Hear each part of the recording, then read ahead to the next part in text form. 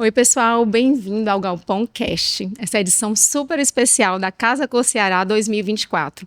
E hoje eu estou recebendo essa figura super influente no mercado de design e arquitetura no Brasil, Pedro Ariel Santana. Pedro, é um prazer te receber. Nossa, eu sou muito fã do teu trabalho, tá?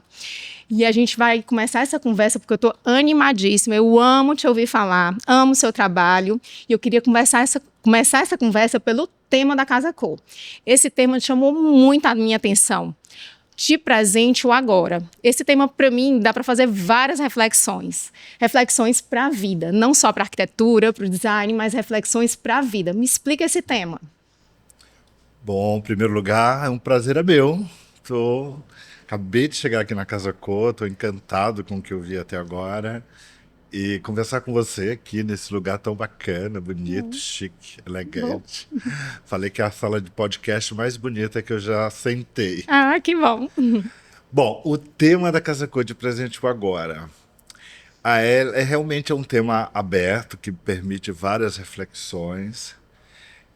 Mas, antes de tudo, é um convite, né? É um convite que a Casa Cor fez aos profissionais de arquitetura, design, paisagismo, que pensasse na responsabilidade das nossas escolhas no presente, né?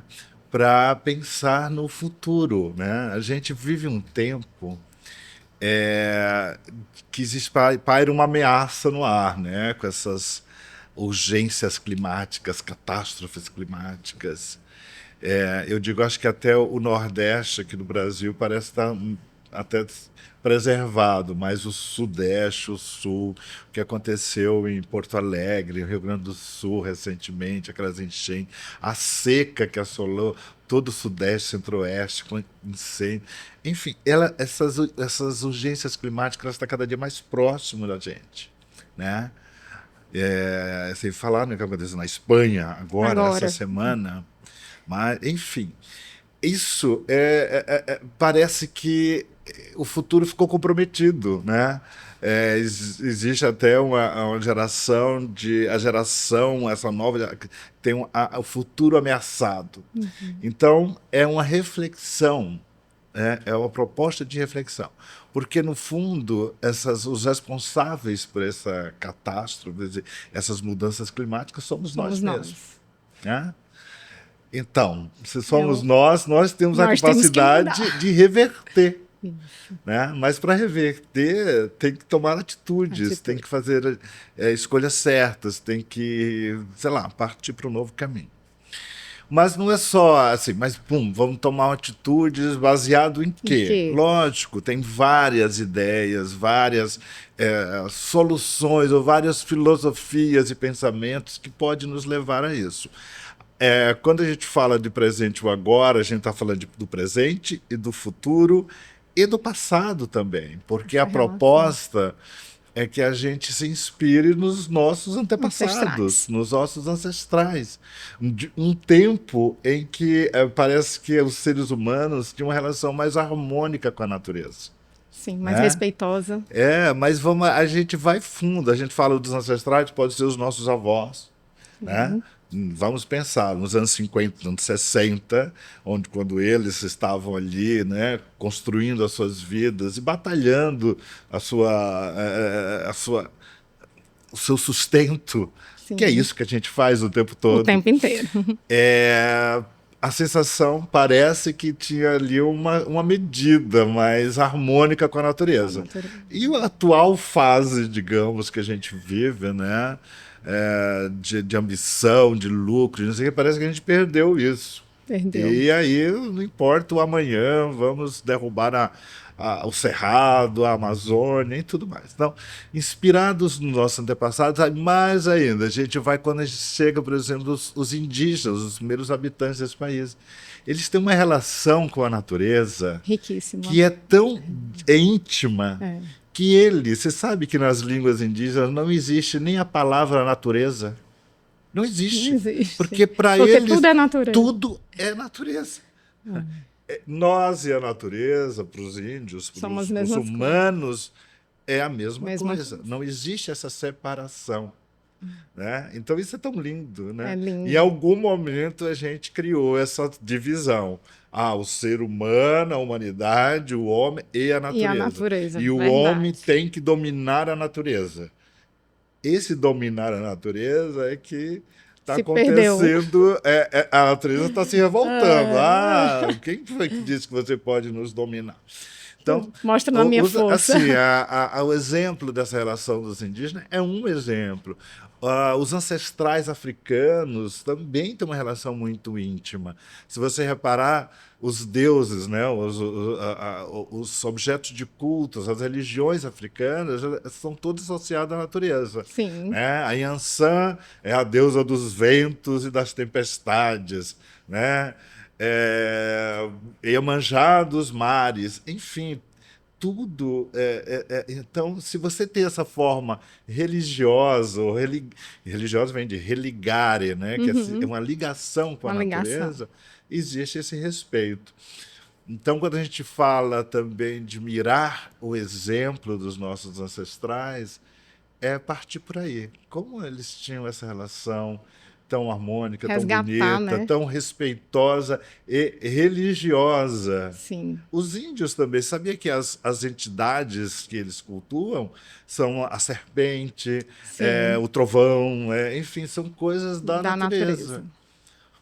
É, Então é isso, é um exemplo, são exemplos. reflexões super interessantes que a É, gente tem que tornar atitude aham, mesmo, como é. você falou. E o que é bacana, Lili, é que a gente teve. Os arquitetos trouxeram exemplos tão interessantes, Sim, né? Às vezes não foram tão fundo, mas foram ali na casa da avó, sim. ou foram resgatar é, coisas do passado dessa época e Seja de um de mobiliário, né? mobiliário, de objetos, de hábitos, Sim, mais do que tudo de de hábitos, hábitos. porque são os hábitos Fazem a que cultura. fazem a cultura.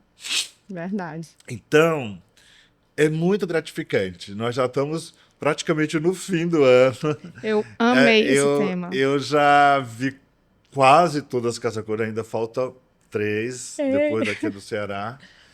E eu tenho visto exemplos pelo Brasil lindíssimos. Por exemplo, no Tocantins. Eu gosto de citar esse exemplo porque ele é marcante para mim. Foi o que me tocou, me emocionou.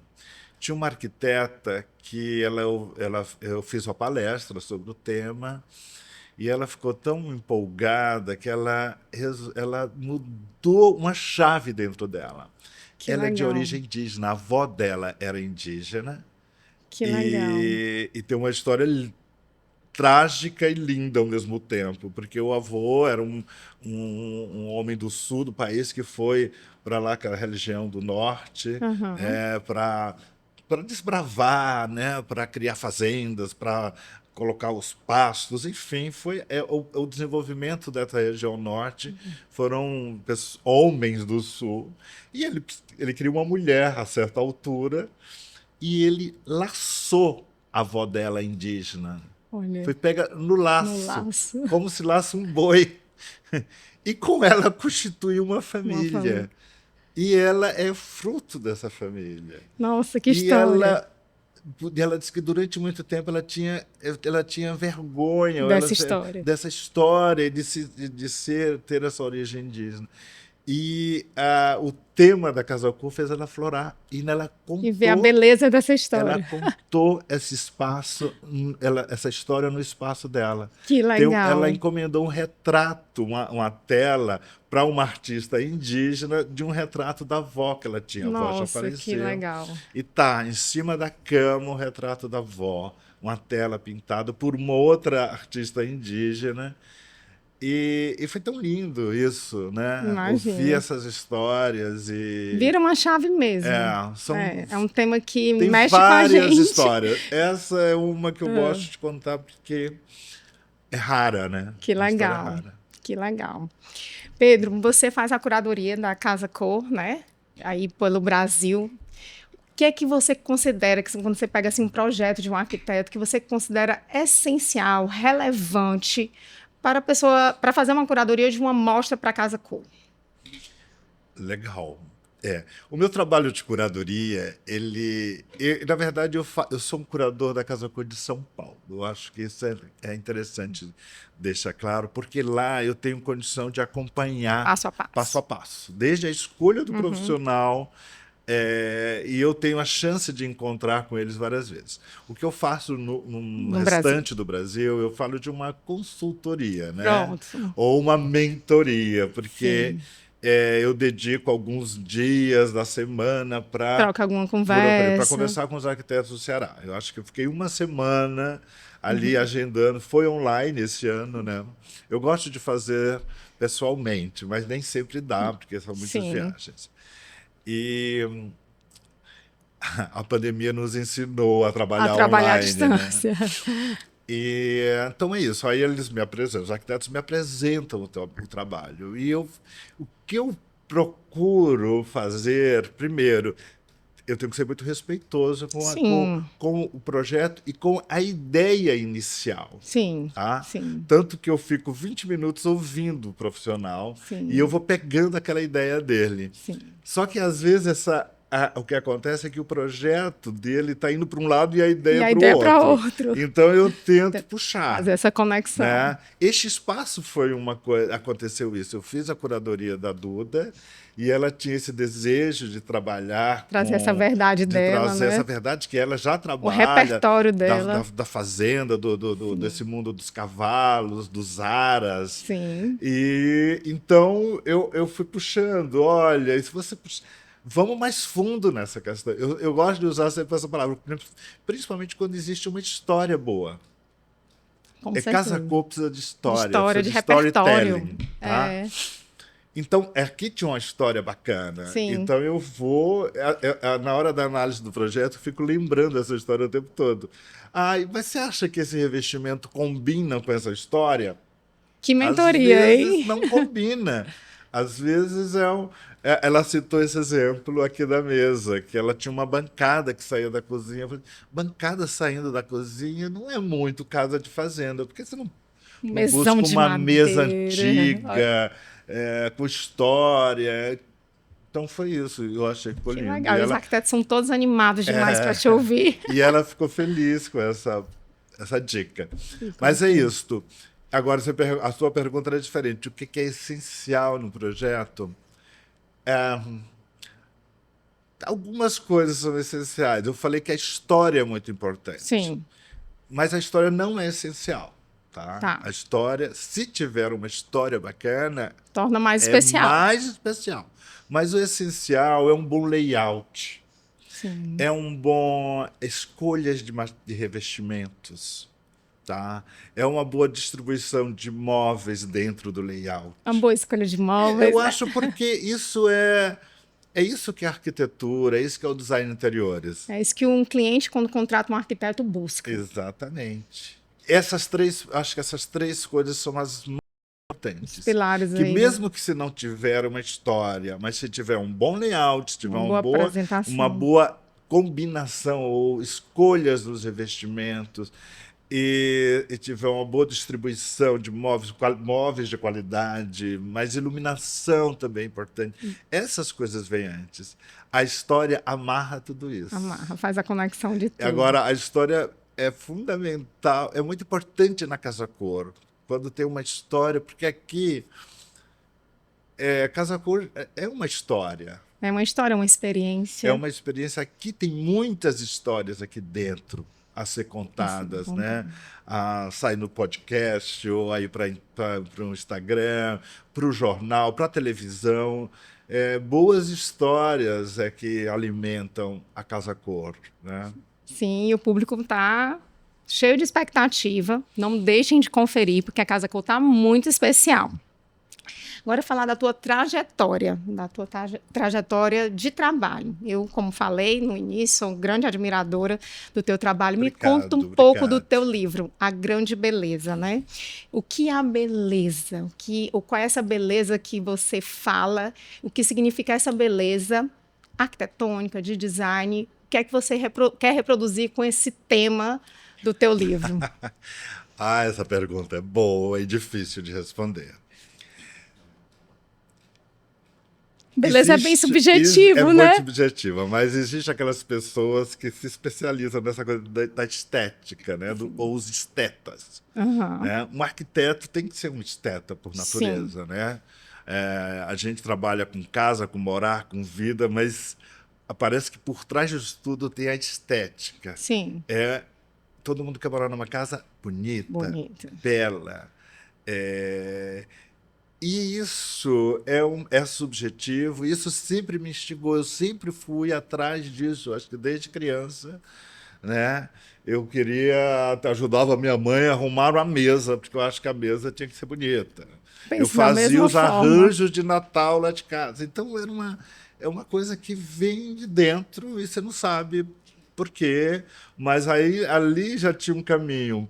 Eu fui estudar arquitetura É. por isso, né? Por essa vontade de deixar as coisas e a casa mais E bonita, como né? essa beleza nos faz bem É, para nossa alma, para a- nossa é. mente. Mas olha, quando eu fiz o primeiro livro, esse é o sexto, A Grande Beleza. E é um livro de fotos, né? Na Sim. verdade, né? Embora eu não seja um fotógrafo, mas eu fui jornalista há muitos anos, sou jornalista, mas eu editei uma revista há muitos anos, 18 anos na revista Casa Cláudia, que me ensinou a escolher fotos, a editar fotos, e isso quase E que ter me um torna olhar, né? um olhar do que funciona, do que é belo e tal. Que, por sinal, é algo que me encanta muito nas suas postagens, é o olhar. O É, olhar. então, acho que isso também foi um desenvolvimento natural. Comecei fotografando para o Instagram, né? A nossa grande veículo hoje, Sim, principalmente para nós, arquitetos, que lidamos com imagens. sim. É, mas quando eu fiz o primeiro livro, eu também queria um conteúdo, eu queria uma explicação para a beleza. Eu li algumas coisas ao longo da vida. É, eu tenho um livro que chama Arquitetura da Felicidade, de um filósofo, Sim. Alain de Botton. Lembrei o nome, ainda bem. Que eu li este livro, ele prometia muita coisa, acho que ele não entregou tanto, mas ali tinha algumas ideias da beleza. Ele tentava teorizar A a beleza. beleza. Ele falava, por exemplo, que a beleza é a repetição. Aí ele citava o Palácio Doge de Uhum. Veneza, né? Aquele ali em Sim, frente, ao lado da Catedral de sim. Veneza, São Marco. Mas, às vezes, essa repetição precisava ser quebrada por algum elemento da arquitetura. Enfim, eu fiquei observando tal. Eu não tenho conclusão. Eu acho que é difícil. Eu já Sim. li várias coisas sobre. É um tema que me interessa, que eu leio, que eu cito alguns filósofos, alguns pensadores que tratam desse assunto. Eu sempre ponho frases nos meus livros sobre Sim. esse tema, que são frases que têm uma verdade, mas não é uma verdade São mais absoluta. reflexões. São reflexões e tem uma verdade, mas nada é absoluto. Então é muito difícil definir a beleza. Dificílimo. Acho que a beleza a gente É algo de dentro da o gente que também, eu né? tento quando eu falo a grande beleza é capturar essa beleza Sim. e mostrar. E por que a grande beleza? Sabe a história do título do livro? Ai, me conta. É um filme, eu tirei de um filme, tomei emprestado, de um filme italiano chamado La Grande Bellezza, A Ah, Grande Beleza, que ganhou Oscar de melhor filme. Não me lembro quando, tá, uhum. gente? Isso há 15, 20 anos atrás. É um filme muito que eu fiquei completamente apaixonado, já vi várias vezes, recomendo para Já quem quero. gosta do tema.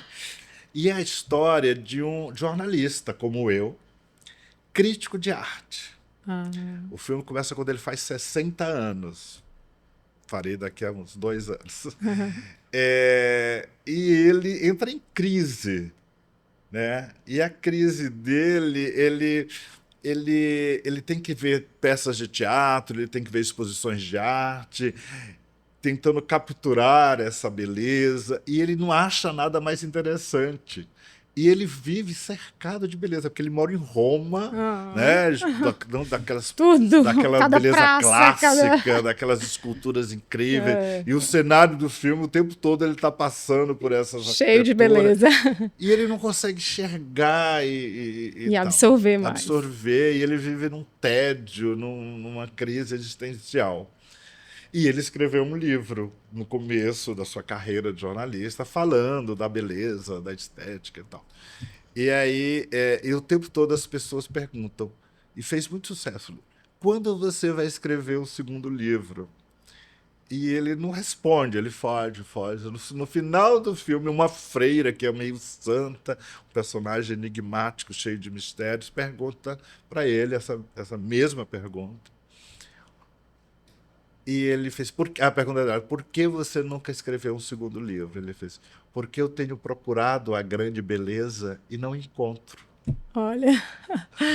E isso é muito marcante para mim, marcante. porque a sensação que eu estava olhando aquele filme, primeiro eu me identifiquei totalmente com aquele personagem, não entrei na crise existencial dele ainda, ou não tão forte. Essas crises, elas vêm e voltam na vida da gente. Mas eu tenho isso, de procurar a beleza das procurar coisas. Profundidade. Procurar, enquadrar. Aí eu Sim. gosto de andar com a minha câmera, hoje com o celular na mão, ela está o tempo todo ali. E quando eu encontro, a vontade imediata, não é nenhuma vontade, é quase instintivo. Eu nem penso, mas isso acontece com muita gente. O olhar está sempre, né? Sempre. É isso. Uma boa reflexão sobre a beleza. O livro é incrível, está sendo lançado aqui na Casa Cor, Ceará. E eu sou apaixonada, acompanho todas as edições. Pedro, um prazer imenso te ter aqui. A conversa é maravilhosa, é inspiradora. Gente, continue acompanhando Galpão Cast. Essa é uma edição especial na Casa Cor. Venham conhecer a Casa Cor. Tá incrível. Pelo que tu já andou, né, Pedro? Gostou bastante? Olha, eu vi pouca coisa, mas o que eu vi, desejo de me ajoelhar e fotografar. Você sabe por que me ajoelhar e fotografar? É porque para arquitetura e de interiores, o melhor enquadramento é da altura do umbigo, não é da altura do olho. Se você olha com o olhar de cima, as coisas ficam meio tortas, então eu preciso dar aquela enquadrada. Então eu falo que eu me ajoelho. Vira uma reverência, né? Quase uma reverência. Muito obrigada, Pedro, por essa conversa tão rica, inspiradora, relevante, reflexões incríveis. Gente, muito obrigada a todos vocês que acompanharam o Galpão Cast nessa especial edição da Casa Cor. Venham conferir, Casa Cor Ceará 2024, está incrível. Continue acompanhando as próximas edições do Galpão Cast e até a próxima.